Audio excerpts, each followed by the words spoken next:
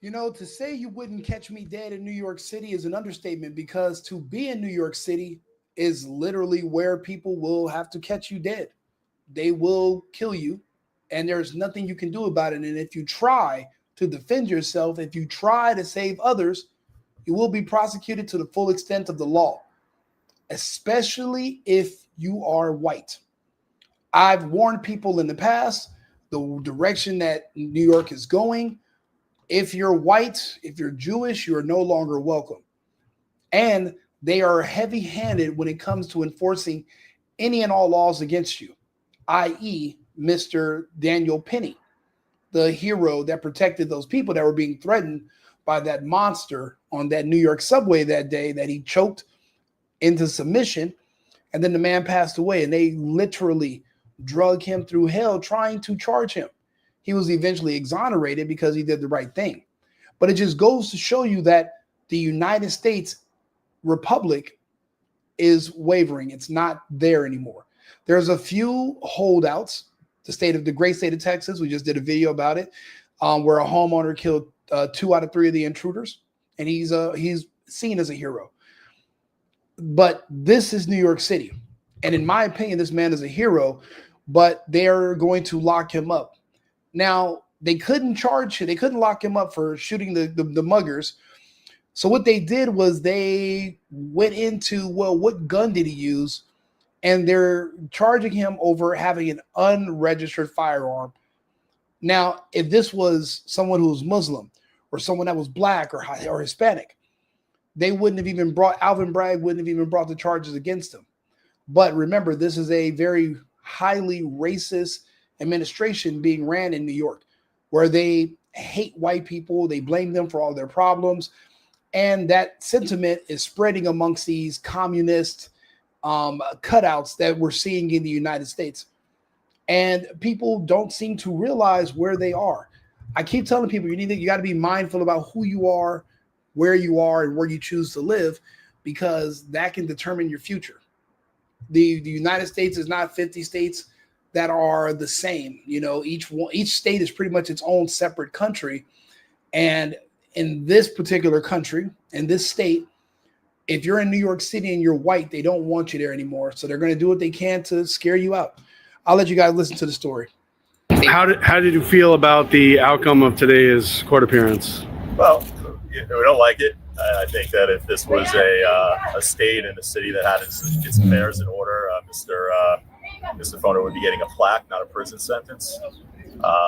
So it is it's bittersweet, but ultimately these were possessory-based offenses. They're generally the type of charges that are not difficult for prosecutors to prove from a strict element standpoint. In light of the fact that Mr. Foehner was charged with serious violent felonies, I think inappropriately, he had a decision to make. So he's facing 15 years, correct?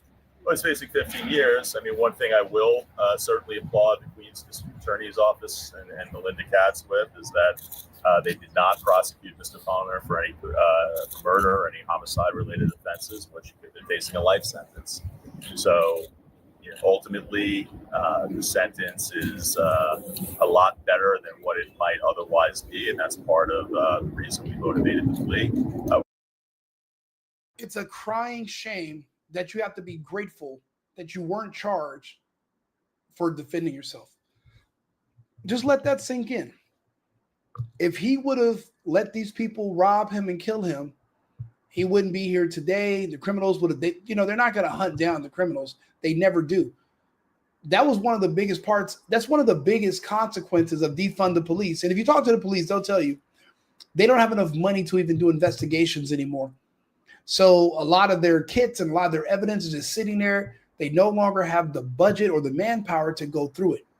So the criminals can stay on the streets and just keep reoffending and reoffending and reoffending until you're the person that dies, and then maybe they'll do something about it. But I mean, these people can just say it wasn't me. If you don't have enough evidence or anything, then they're gone. And we live in the era, it's depending on the background of the criminal, there's a strict no snitching policy that's a part of that entire demographic. So if the witnesses are from that demographic, then they're not going to show up. So yeah, you can arrest and charge this guy, but when no witnesses show up and point the finger at him on the stand, they're going to let him go. So that also skews the numbers as well. Oh, we're being arrested, but we're never convicted. Yeah, because there's a stop snitching campaign that's in full effect. This man is a hero. And this lawyer is saying if we were in a better place, he would be given a plaque. If he was in Texas, yes. But you choose to reside in New York City, in New York State. You have to be mindful of who you are, where you are, and where you decide to live. You cannot defend yourselves in these cities. You're just going to be a victim. You should have already made the exodus to Florida or to Texas or to Tennessee years ago. You're late. You know, some people think that, oh, I'm just going to bury my head in the sand and everything can just blow by. And then one day it blows you away. Now this man is possibly facing 15 years. He's already 67 years old. So that would ultimately be a life sentence for him. He would die in jail just because he didn't want to die on a sidewalk when muggers were going to kill him after they robbed him. You know, it's a shame the situation they put you in, but they don't have any love for anyone that's white. They call any straight white male a fascist. If you ask them, what's your definition of a fascist? They're going to say a straight white male or a straight white male in a uniform. That's their enemy because historically, that's what the police have been. These people are criminals. So they're naturally going to hate police. The people that work in these local governments, the people that work in these prosecutors' office are criminals themselves. So they hate straight white men in uniforms that would arrest them. They want to get them out of there. People that believe in justice, people that believe in the Constitution, people that believe in the United States and hold our values dear. You know, you got to understand there's two different countries and we're both trying to coexist at the same time, and it's not going to work. Only one will prevail. We have our constitutional republic, which is the one that I follow and you would think, and then a lot of other people like myself. But then there's also this multicultural democracy that the people in the prosecutor's office, they want to live in. And they're trying to swap out the republic for this democracy. That's why they keep talking about a threat to our democracy. We're not a democracy. We've never been a democracy. But they want to live in this multicultural democracy that's basically where the illegals and the criminals and the gays and the blacks are in charge.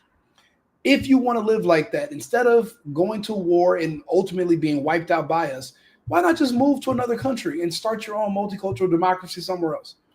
But you're not going to take what's ours and try to build it here. We're losing a good man if he's sentenced. He's 67 years old. He's a senior citizen, and they're going to lock him in jail for self-defense just because they're looking for other reasons to charge him because they couldn't charge him with murder. Because they saw what the jury did about Daniel Penny, so they're not going to convict you over being self-defense. But they're going to find out the gun he used wasn't registered, so we're going to get him that way. So it's not about doing what's right. It's about getting a win. It's about getting another white straight male off the streets. And he doesn't have, just like Daniel Penny, they don't have any idea what's going on around them. They're probably liberals or have liberal tendencies, and they believed in BLM and they marched and they put their fist up and they were all until the tables turned on you. Until they turned on you. You thought all that virtual signaling was going to save you when the monsters come? When the monsters want your head on a stick, you thought all that virtual signaling was going to save you? What a joke. You know, and his attorney's disappointed, but I mean, there's like, well, at least when you get charged with murder, you shouldn't have been charged with murder in the first place. You were defending yourself from robbers, and it's verified these were criminals robbing people. And they were going to, it's a 50-50 chance they're probably going to kill them too. And then where are the police going to be? Where are the detectives? There won't be any detectives. Nobody's going to get arrested. They're not going to hunt them down and be sleuths. Ice-T from New York, SVU is not going to show up and look at a strand of hair and say, oh, wow, this belongs to this guy. They're going to go do his fingerprints. And all. It's not how it works in the real life. It's not how it goes. You just be another victim. Get the fuck out of New York. I don't care. I don't like New York. I'm not going there. I don't care. Fuck the Wu-Tang, Nas, fuck Jay-Z. Fuck the Empire State Building. let that place go. Well, the day after tomorrow wants to just wipe it off with a wave. Let it go. Because it's a corrupt place anyway. Now it's being taken over by Mamdani, who wants to get rid of even more police. Now, don't get me wrong. There are some benefits. You know, marriage rates are going to go up in New York because women are going to start getting their asses kicked more. And they're going to need a husband for protection because there's no more police. That's pretty much the only benefits I can see of Islam taking over the New York state. But the issue I have is the whole communist stuff part. He's not going to be able to do it, but to snake and fraud people by, you know, promising them a bunch of stuff you can't do, it's disgusting. But because of someone like Mamdani, white men like him, heroes, are going to always be sacrificed.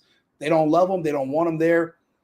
You'll see in the coming months what they start doing to more and more white people. And I'm going to report on it because I'm from a communist country. I remember what they did to the white people in my home country.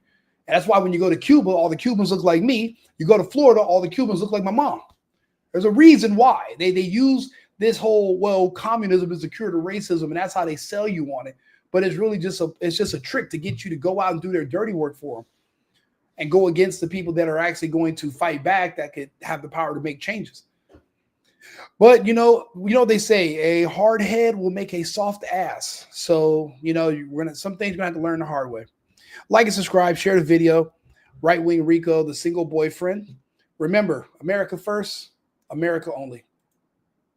I've been needing to find a new apartment, which has not been easy with credit as bad as mine. Luckily, I found cosigning.com. They connected me with a cosigner who helped me get my dream apartment for me and my dog. I just paid a small fee and was able to move in fast. Get the cosigner you need for the apartment you want. Check out cosigning.com today.